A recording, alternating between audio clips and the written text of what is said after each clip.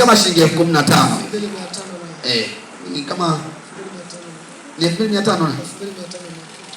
Kama ni 500 na kitu, maana yake ni shilingi 13,000. Kitabu hicho nakipata kwa 13,000. Amina. Elfu ngapi jamani? Sasa mbona mnakaa hivyo? Elfu ngapi? Amen. Amen.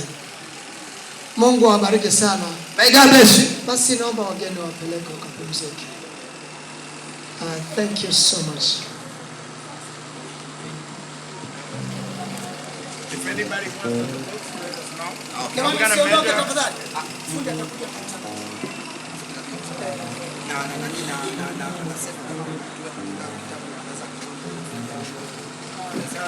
Kama kuna mtu anahitaji kitabu anyoshe mkono. Anahitaji kununua kitabu. Kama anahitaji kitabu. Good to see you. Yuko mmoja. Kitabu. Yeah, the small one, the 5,000, the big Yuko one, the big kitabu one. vipi? Ile vitabu vikubwa ni $10 ambayo ni kama shilingi 26. Basi nadhani wakienda hicho kwa. Lakini vile vingine Basi utafuata kule. Tusikizane. Wapeleke basi wageni.